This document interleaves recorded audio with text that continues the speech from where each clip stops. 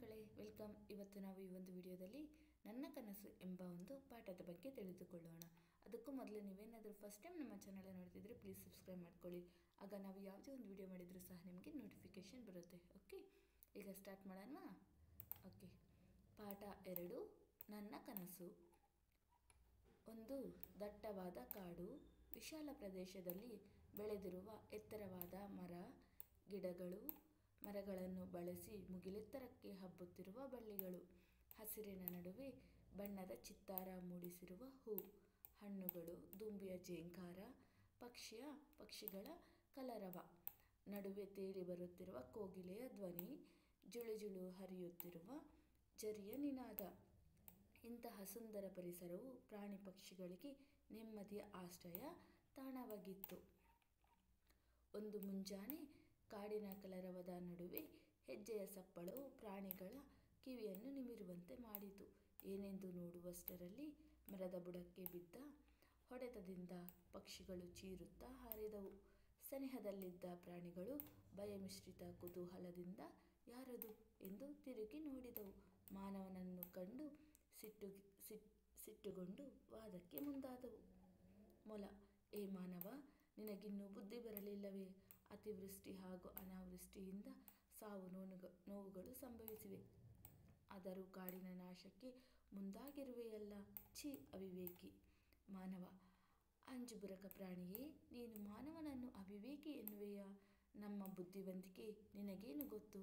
ಕೊಡಲಿಯನ್ನು ಹೆಗಲ ಮೇಲಿಟ್ಟು ಗತ್ತಿನಿಂದ ಹೇಳಿದನು. ಜಿಂಕೆ: ಹೇಳಪ್ಪ ನಿಮ್ಮ ಜಾಣತನವನ್ನು, ನಾವು ಸ್ವಲ್ಪ ತಿಳಿಯುತ್ತೇವೆ. ಮಾನವ: ಆಕಾಶದಲ್ಲಿ ಹಾರುವ ವಿಮಾನ, ನೀರಿನ ಮೇಲೆ ಚಲಿಸುವ ದೋಣಿ, ಹಡಗುಗಳನ್ನು ಸೃಷ್ಟಿಸಿದ್ದೇವೆ. ಇದಿಷ್ಟು ಸಾಕಲ್ಲವೇ ನಮ್ಮ ಬುದ್ಧಿವಂತಿಕೆಗೆ? ನರಿ: ಕತ್ತನ್ನು ಮೇಲೆತ್ತಿ ಮೂದಲಿಸುತ್ತಾ ಪಕ್ಷಿಯನ್ನು ನೋಡಿ ವಿಮಾನವನ್ನು, ಜಲಚರಗಳನ್ನು ನೋಡಿ ದೋಣಿ, ಹಡಗುಗಳನ್ನು ನಿರ್ಮಿಸಿರುವೆ. ಇದರಲ್ಲಿ ನಿಮ್ಮ ಸ್ವಂತಿಕೆ ಏನು? ಮಾನವ: ನರಿಯ ಮಾತಿಗೆ ಮಂಕಾದ ಮಾನವ ತೋರ್ಪಡಿಸಿಕೊಳ್ಳದೆ ಸುಂದರವಾಗಿ ಕಾಣಲು ಉಡುಗೆ ತೊಡುಗೆಗಳನ್ನು ಸೃಷ್ಟಿಸಿದ್ದೇವೆ.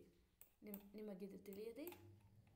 ಜಿಂಕೆ: ಮೊದಲಿಗೆ ನಮ್ಮ ಚರ್ಮವನ್ನೇ ಧರಿಸುತ್ತಿದ್ದುದನ್ನು ನೆನಪಿಸಿಕೊ. ನಿಮ್ಮ ಬಟ್ಟೆಯಲ್ಲೇನು ವಿಶೇಷ?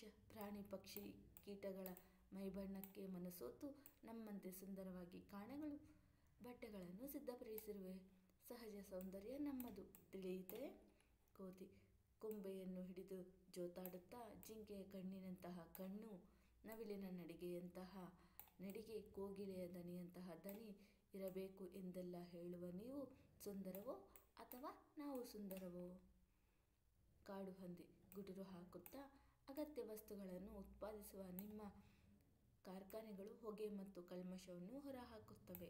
ಇದರಿಂದ ಗಾಳಿ, ಮಣ್ಣು, ನೀರು ಮಲಿನವಾಗುತ್ತವೆ. ಇದೇಕೆ ನಿನಗೆ ತಿಳಿಯುತ್ತಿಲ್ಲ? ಮಾನವ: ಪ್ರಾಣಿಗಳ ಒಗ್ಗಟ್ಟು ಮತ್ತು ಬುದ್ಧಿವಂತಿಕೆಯನ್ನು ಕಂಡ ಮಾನವನಿಗೆ ತಾನು ಸೋಲುತ್ತಿರುವುದು ಮನವರಿಕೆ ಆಯಿತು. ಆದರೂ ತೋರ್ಪಡಿಸಿಕೊಳ್ಳದೆ ಬಯಲಿನಲ್ಲಿ ವಾಸ ಮಾಡುವ ನಿಮಗೇನು ಗೊತ್ತು ನಾವು ಕಟ್ಟಿರುವ ಸುಂದರವಾದ ಮನೆಗಳ ಬಗ್ಗೆ? ಬಂದು ನೋಡಿ, ನಮ್ಮ ಬುದ್ಧಿವಂತಿಕೆ ತಿಳಿಯುತ್ತದೆ. ಕಾಗೆ: ಗೀಜಗನ ಗೂಡು, ಜೇನುಗೂಡು, ಗೆದ್ದಲ ಹುಳು ಕಟ್ಟುವ ಹುತ್ತಗಳು ಎಷ್ಟು ಸುಂದರ, ಸುರಕ್ಷಿತ. ಕಸದಿಂದ ಮಾಡಿರುವ ನಮ್ಮ ಸಾಧನೆಯ ಮುಂದೆ ಪ್ರಕೃತಿಯ ನಾಶದ ನಿಮ್ಮ ಸಾಧನೆ ಶೂನ್ಯ. ಪ್ರಾಣಿ ಪಕ್ಷಿಗಳ ಬುದ್ಧಿವಂತಿಕೆಗೆ ಮಾನವ ಬೆರಗಾದ. ಮಾನವ ಆಶ್ಚರ್ಯದಿಂದ: ನಿಮಗೆ ಇದೆಲ್ಲ ಹೇಗೆ ತಿಳಿಯಿತು? ಕೊಕ್ಕರೆ: ಬಳಕುತ್ತಾ ನಮ್ಮಲ್ಲಿ ಕೆಲವರು ವರ್ಷದಲ್ಲಿ ಕೆಲವು ತಿಂಗಳು ದೇಶ ವಿದೇಶಗಳಿಗೆ ವಲಸೆ ಹೋಗುತ್ತೇವೆ. ಅಲ್ಲಿ ಗೆಳೆಯರೊಂದಿಗೆ ಚರ್ಚಿಸುತ್ತೇವೆ. ನಿನಗಿದು ತಿಳಿಯದೆ? ಮರ: ಸಹನೆಯಿಂದ ಆಲಿಸುತ್ತಿದ್ದ ಮರವು: ಏ ಮಾನವ, ನೀನು ಏನೇ ಮಾಡಿದ್ದರೂ ಅಥವಾ ಮುಂದೆ ಮಾಡಿದರೂ ಅದು ಪ್ರಕೃತಿಯ ಪ್ರಭಾವದಿಂದ, ಪ್ರಕೃತಿಯ ಅಂಗವಾದ ಕಾಡಿನ ನಾಶದಿಂದ ನಿನ್ನ ಸಂತತಿಯ ನಾಶವೆಂಬುದನ್ನು ಮೊದಲು ಅರಿತುಕೋ. ಕಾಡಿನ ಸಂರಕ್ಷಣೆಗೆ ಮುಂದಾಗು. ಸಾಲು ಮರದ ತಿಮ್ಮಕ್ಕನನ್ನು ನೋಡಿ ಕಲಿ. ನೀನು ಬದುಕುವ ಜೊತೆಗೆ ಪ್ರಕೃತಿಯ ಉಳಿವಿಗೆ ನಿನ್ನ ಬುದ್ಧಿವಂತಿಕೆಯನ್ನು ತೋರಿಸು. ಏಳು, ಎಚ್ಚರಗೊಳ್ಳು, ಸಮಯ ಮೀರುವ ಮುನ್ನ ಎದ್ದೇಳು. ಅಮ್ಮ: ರಾಜು, ಏಳೋ, ಶಾಲೆಗೆ ತಡವಾಗುತ್ತೆ. ಏಳು ಎದ್ದೇಳು ಎಂಬ ಕೂಗಿಗೆ ರಾಜು ಎಚ್ಚರಗೊಂಡ. ಹಾಸಿಗೆಯ ಮೇಲೆ ಕುಳಿತ. ರಾಜು: ಅಮ್ಮ ಅಮ್ಮ, ನನಗೆ ಕನಸು ಬಿದ್ದಿತ್ತು. ಎಂತಹ ಕನಸು ಗೊತ್ತಾ? ಕಾಡಿನಲ್ಲಿ ಪ್ರಾಣಿಗಳೆಲ್ಲ ಸೇರಿ ಮರ ಕಡಿಯಲು ಹೋದ ಮನುಷ್ಯನ ಮನೆ ಪರಿವರ್ತನೆ ಮಾಡಿದವು. ಅಲ್ಲಿ ಎಷ್ಟೆಲ್ಲ ಪ್ರಾಣಿಗಳಿದ್ದವು ಗೊತ್ತಾ? ಅಮ್ಮ: ಹೌದಾ, ನಿಜವಾಗಿಯೂ ಇದು ಒಳ್ಳೆಯ ಕನಸೆ. ರಾಜು ನಿನ್ನೆ ರಾತ್ರಿ ಕಾಡಿನ ಕತೆ ಓದಿ ಮಲಗಿದೆಯಲ್ಲ, ಅದಕ್ಕೆ ಈ ರೀತಿ ಕನಸು ಬಿದ್ದಿದೆ. ನಾವು ಪ್ರಾಣಿಗಳಿಂದ ಕಲಿಯೋದು ಬಹಳಷ್ಟಿದೆ. ನೋಡು, ಆ ಕೋಳಿ ಕೂಗಿ ಎಲ್ಲರನ್ನೂ ಎಚ್ಚರಿಸುತ್ತಿದೆ. ಏಳು ಬೇಗ. ಇಷ್ಟು ಈ ಒಂದು ಪಾಠ ಆಗಿದೆ. ಓಕೆ, ನಿಮಗೇನಾದರೂ ಈ ಒಂದು ಪಾಠ ಇಷ್ಟ ಆಗಿದ್ರೆ ಪ್ಲೀಸ್ ಲೈಕ್ ಆ್ಯಂಡ್ ಸಬ್ಸ್ಕ್ರೈಬ್ ಮಾಡಿ. Thank you for watching the video. Thank you.